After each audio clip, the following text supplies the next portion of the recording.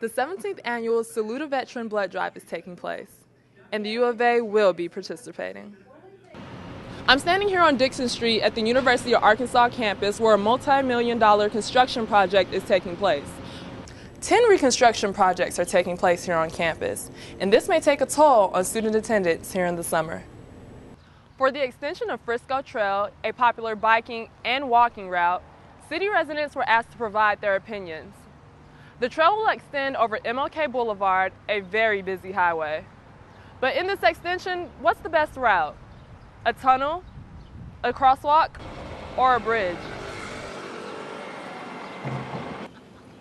The 6th annual Manulife Financial LPGA Tour comes back to Northwest Arkansas. The tournament hosts the top 144 women golfers in the world.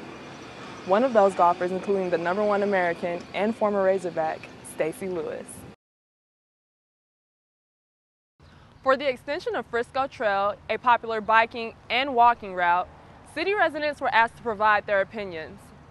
The trail will extend over MLK Boulevard, a very busy highway. But in this extension, what's the best route?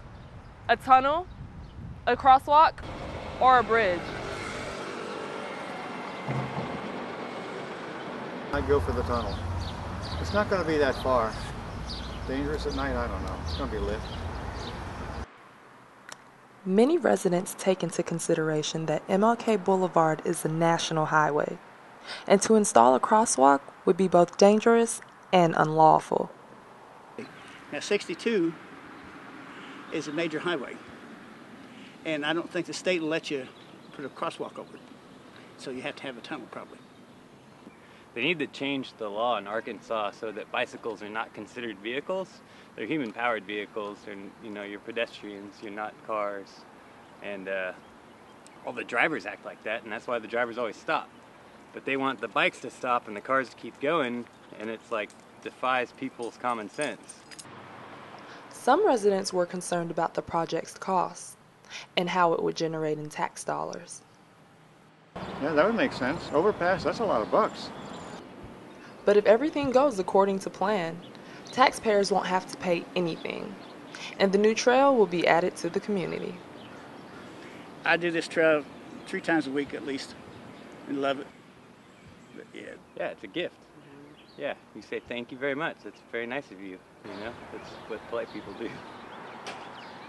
Because the project is being funded by the Walton family and Home Depot Construction, many residents are actually just grateful for the generous donation, regardless of the outcome. For UATV, I'm Jamisha Townsend. The 17th annual Salute a Veteran Blood Drive is taking place, and the U of A will be participating.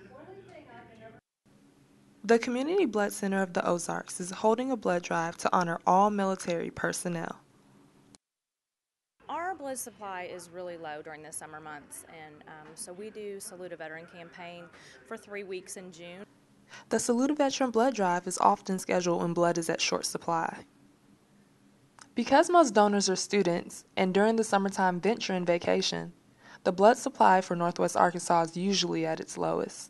11 hospitals in our area are supplied with donations that are given through us, and so although there are other blood centers in the area, they don't actually serve the hospitals. Right before July 4th, we have a high usage rate also around July 4th, and so we need to get as many donors in as we can, so that's why we do it at this time. During this event, donors receive a patriotic t-shirt and have the opportunity to write a letter of appreciation to military veterans. July 11th and 12th in the atrium at J.B. Hunt from 9 to 3 both days. Again, we'll have t-shirts and snacks and pizza for all the donors, and if you can, just remind people to eat well and drink lots of fluids if they're going to come out and donate, especially in the hot summer months. People tend to be dehydrated. For UATV, I'm Jamisha Townsend. The 6th annual Manulife Financial LPGA Tour comes back to Northwest Arkansas. The tournament hosts the top 144 women golfers in the world. One of those golfers including the #1 American and former Razorback, Stacy Lewis. Stacy Lewis, a former Lady Razorback golfer and student athlete, is now a professional golfer soaring over competition. As the #2 golfer in the world, she loves nothing better than coming back home to her hogs.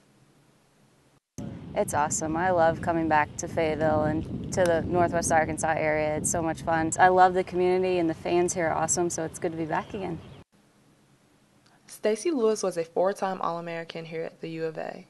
In 2006, she won the Women's Western Amateur Award, and in 2007, she was featured in Golf Digest as Amateur of the Year. I think I wouldn't be where I am without coming here to Arkansas. It was the best thing that ever happened to me. I had some great coaches, and just to come where a whole state, supports the university, and everybody here is all about the Razorbacks. I get hog calls wherever I go, and I know I wouldn't be out where I am now without it. Although her professional career has been victorious, it hasn't always been glory and gold for Lewis. At the age of 11, she was diagnosed with scoliosis and was told it was best for her to sit down the clubs. For the next 7.5 years, for 18 hours a day, Lewis wore a back brace to correct her spinal curvature. After a major surgery her senior year of high school, she sat out her freshman year of college and still continued on to the pros. I've come a long way from surgery where I couldn't bend or twist or couldn't really sit up by myself, and so I just feel so lucky to be where I am and just to play golf every day, and winning golf tournaments and being the #1 American it's just a bonus. The LPGA tournament lasts through Sunday, July 1st. The Hogs are hoping Stacy brings back another title. For UATV, I'm Jamisha Townsend. Driving through campus, it's common to see this sign. Clark Contractors have taken over the U of A for a total reconstruction process. 10 reconstruction projects are taking place here on campus, and this may take a toll on student attendance here in the summer. Buildings have closed down and classes have been relocated. But is this project, which is set to be completed by late August, moving a long time? Director of Facilities Justin Malin says yes. Well, currently we're right on schedule, if not ahead of schedule. Obviously, the south side of Walker Pavilion, which will be the practice fields and the parking deck for students and faculty and staff, is scheduled to open right around the middle of August, if not right at the beginning of August. So we're right on schedule there, and excited for that part to be done of this phase. The 10 buildings being reconstructed include Yoakum Hall, the Football Center, the Architect Building, and Ozark Hall. Many of the buildings are classrooms, and at the rate construction is moving, they will be complete by the school year. For UATV, I'm Jamisha Townsend. The 2012 annual shareholders meeting hosted by Walmart Stores Incorporated will be held June 1st, 2012 in Bud Walton Arena. With thousands already arriving here in Fayetteville from all 50 states and 27 countries, parking has become a bit hard here on campus. Because of such large numbers and there already being construction here on campus, students are having to depend on Razorback Transit more now than ever. The event secures 12 lots, including this very lot that I'm standing in now, and 8 of the 12 being student lots. Because of the shorting in parking lots, this actually might have an effect on student attendance. For UATV, I'm Jamisha Townsend. I'm standing here on Dixon Street at the University of Arkansas campus where a multi-million-dollar construction project is taking place. During construction, a gas line was hit and it caused a gas leak.